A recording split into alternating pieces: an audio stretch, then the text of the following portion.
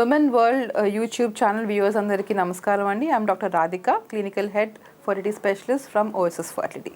So ఈరోజు మనం discuss చేసుకునే టాపిక్ ఫర్టిలిటీ ట్రీట్మెంట్స్ వెళ్ళే వాళ్ళకి సక్సెస్ రేట్స్ ఎలా ఉంటాయి, ఈ ట్రీట్మెంట్స్ కల్గా కాస్ట్ ఎట్లా ఉంటాయి, అందరికీ సేమ్ ట్రీట్మెంట్స్ ఉంటుందా, అందరికీ సేమ్ కాస్ట్ ఉంటుందా, దీని గురించి మనం డిస్కస్ చేసుకుందాం.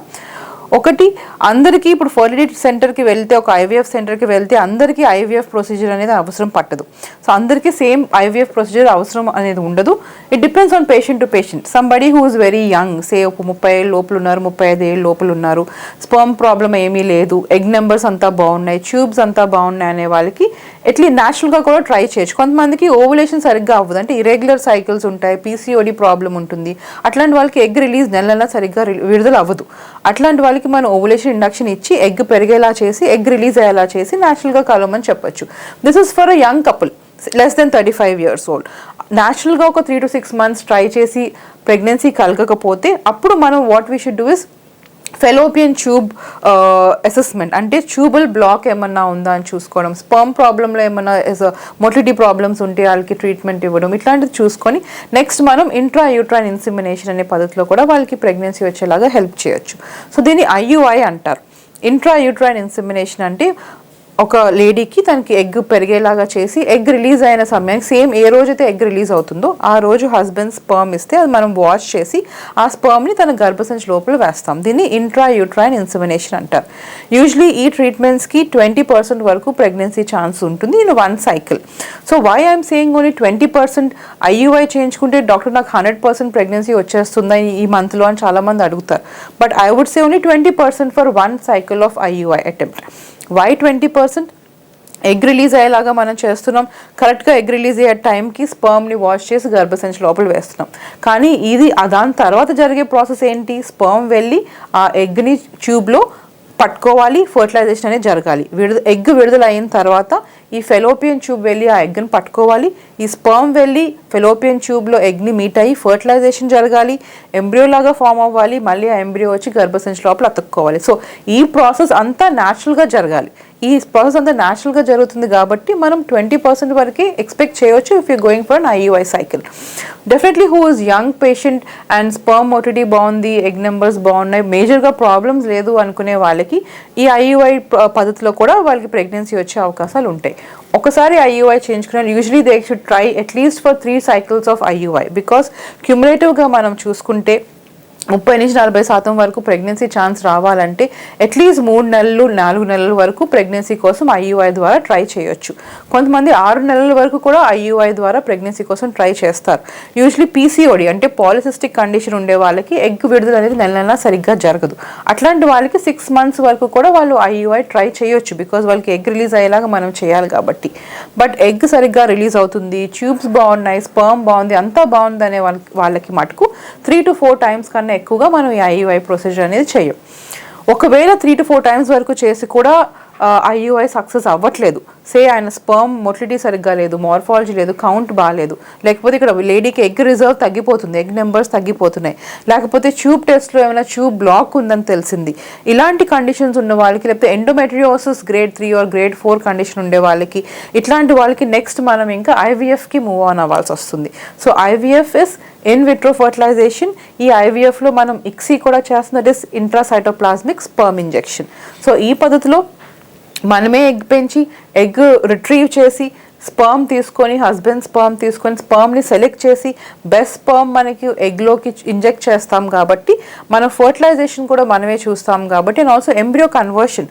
So whatever is happening in the tube, egg and sperm కలయిక, ఫర్టిలైజేషన్, ఎంబ్రియో ఫార్మేషన్ ట్యూబ్లో ఎలా జరుగుతుందో అదే మనం ల్యాబ్లో చేస్తాం ఈ ఐవీఎఫ్ అండ్ ఎక్సీ ప్రొసీజర్లో.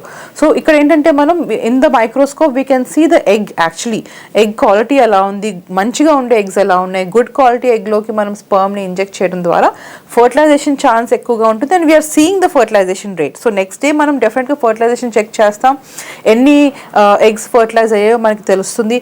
ఆ విధంగానే మనం 3వ రోజు నుంచి 5వ రోజు వరకు ఎంబ్రియో పెరిగేలాగా మనం వెయిట్ చేస్తాం. That is we culture this egg and sperm which are fertilize into a embryo. So 5వ రోజు వరకు మనం వెయిట్ చేయడం వల్ల మనకి ప్రెగ్నెన్సీ ఛాన్స్ కూడా ఎక్కువ ఉంటుంది. యూజువలీ చాలామంది 3వ రోజు ఎంబ్రియో ట్రాన్స్ఫర్స్ కూడా వెళ్తారు, that is cleavage stage day 3 transfer అంటారు. ఆ విధంగా కూడా ఎంబ్రియో ట్రాన్స్ఫర్ చేయొచ్చు. కానీ అన్ని 3వ రోజు ఎంబ్రియోస్ 5వ రోజు వరకు పెరగవు.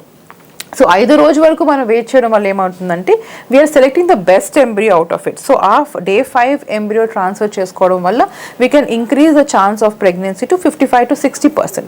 సో ఐవీఎఫ్ ట్రీట్మెంట్కి వెళ్ళే వాళ్ళకి 55 నుంచి 60% వరకు ప్రెగ్నెన్సీ ఛాన్స్ అనేది మనం ఇవ్వగలుగుతాం. Because we are only creating the embryo.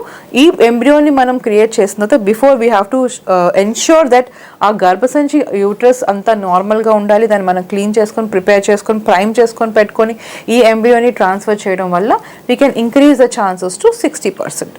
So now ఇప్పుడు ఐవీఎఫ్ ట్రై చేశారు, ఐవీఎఫ్ కూడా ఫెయిల్ అయింది. నెక్స్ట్ మనం ఏం చేయాలి? ఇన్ కేస్ ఐవీఎఫ్ ఫెయిల్ అయితే బిఫోర్ మనం ముందు డిస్కస్ చేశాను మీకు ఐవీఎఫ్ ఫెయిల్ అవడానికి వేరియస్ కారణాలు ఉంటాయి. ఎంబ్రియో బాగోకపోవచ్చు, స్పర్మ్లో డిఫెక్ట్ ఉండొచ్చు, ఎగ్ క్వాలిటీలో ప్రాబ్లం ఉండొచ్చు, గర్భసంచిలో ప్రాబ్లం ఉండొచ్చు. సో ఇట్లాంటి వాళ్ళకి మనం ఎంబ్రియోని కూడా బయాప్సీ చేసుకోవచ్చు. ప్రీ ఇంప్లాంటేషన్ జెనెటిక్ స్క్రీనింగ్ అంటారు. సో జెనెటికల్గా నార్మల్గా ఉండే ఎంబ్రియోని మనం స్క్రీన్ చేసుకొని ఆ ఎంబ్రియోని సెలెక్ట్ చేసుకొని ట్రాన్స్ఫర్ చేసుకుంటే ఎంబ్రియో ట్రాన్స్ఫర్ చేస్తే యూజువలీ మనకి 60-65% నుంచి 70% వరకు కూడా we can increase the chance of the pregnancies. So now చాలా మందికి అపోహ ఉంటుంది, ఈ టెన్షన్ ఉంటుంది, ఐవీఎఫ్ ట్రీట్మెంట్స్ అంటే ఎక్స్పెన్సివ్ ఉంటాయి, సక్సెస్ రేట్స్ ఎలా ఉంటాయి అనేది. సో ఈ what is the chances of pregnancy and what is the cost involved in this IVF? ఈ ఐవీఎఫ్ పద్ధతిలో అండి ఫస్ట్ కాస్ట్ ఎందుకు ఉంటుంది? మీకు ఇచ్చే ఇంజెక్షన్స్ కానీ ఆ గొనాడోట్రోపిన్ ఇంజెక్షన్స్ కానీ these are all temperature based. మనం టెంపరేచర్ మెయింటైన్ చేసుకుంటూ ఇంజెక్షన్స్ ప్రాపర్గా మనం ఇవ్వాలి. అండ్ ఈ ఇంజెక్షన్స్ ద్వారా ఏమవుతుంది, మనకి ఒకటి పెరిగే ఒక్క ఎగ్ మనం ఇన్ని ఎగ్స్ పెంచుతున్నాం అంటే the quality of the injections and the cold chain, proper cold chain to be maintain. So ఈ ఇంజెక్షన్స్ ఒకటి and plus also the lab maintenance. ఇప్పుడు IVF అంటే మన 24 hours we have to maintain the lab temperatures, the incubator temperatures and also the ICSI machine and the temperatures in the lab. So all this is a very expensive thing. So మన embryo మన గర్భసంచి లోపల మన uterus లోపల మన ovary and sperm when the egg and sperm when they're meeting ఆ temperature ఎంత ఉంటుందో మనకి అదే same we have to maintain in the lab. We have to maintain the same temperatures like that. So all this is involved in the cost of the IVF process. One more thing, అందరికీ same cost ఉండదు. కొంతమంది చిన్న వయసులో ఉండే వాళ్ళకి egg numbers ఎక్కువగా ఉండే వాళ్ళకి కాస్ట్ తక్కువ పడవచ్చు. ఏజ్ ఎక్కువగా ఉండి ఎగ్ నెంబర్స్ బాగా తక్కువ ఉండి ప్రీవియస్ ఐవీఎఫ్ ఫెయిల్ అయి వచ్చిన వాళ్ళకి కాస్ట్ కొంచెం ఎక్కువ పడవచ్చు. Because they might need some advance drugs and they might need some more doses and longer duration of stimulation. So even these days we are trying to cut down this cost. చాలా మందికి they cannot afford IVF. అట్లాంటి వాళ్ళకి ఇప్పుడు ఎన్నో years అవుతుంది, 15 సంవత్సరాలు 20 సంవత్సరాలు pregnancy కోసం వెయిట్ చేస్తూ ఐవీఎఫ్ అనే చేయించుకోవాలంటే భయంతో చాలామంది ఆగిపోతున్నారు. సో అట్లాంటి వాళ్ళకి I want to tell them, అందరికీ ప్రెగ్నెన్సీ అయ్యే ఛాన్స్, ప్రెగ్నెంట్ అయ్యే ఛాన్స్ ఉంటుంది. కానీ ఏ విధంగా వాళ్ళకి ప్రెగ్నెన్సీ మనం ఇవ్వాలి, ఏ విధంగా వాళ్ళకి ట్రీట్మెంట్ చేయాలనేది చాలా చాలా important. Even these days we plan to do minimal stimulations, like how do we cut down the cost of patients. Injection doses తక్కువ ఇచ్చి oral ovulations ఎక్కువ ఇచ్చి దీనివల్ల మినిమల్ స్టిమ్యులేషన్స్తో ద్వారా కూడా మనం ఐవీఎఫ్ కాస్ట్ కట్ డౌన్ చేసుకొని వాళ్ళకి ఎక్కువ సక్సెస్ రేట్స్ ఇచ్చేలాగా మనం చేస్తున్నాం. So I want to tell all the viewers over here, do not get scared about fertility treatments. They are very, we practice very ethically and evidence based and good quality practice is given. So these days advances చాలా వచ్చాయి, చాలా success rates కూడా పెరుగుతాయి advances వల్ల. So do not get scared. You have to don't waste the time and ఎక్కువ సంవత్సరాలు wait చేయకుండా ఎంత తొందరగా మీరు ట్రీట్మెంట్కి వెళ్తే అంత తొందరగా అంత ఎక్కువగా మీకు ప్రెగ్నెన్సీ అయ్యే ఛాన్సెస్ కానీ సక్సెస్ రేట్స్ కానీ ఎక్కువగా ఉంటాయి. So thank you very much. Next time I'll meet you with a separate topic. Thank you very much.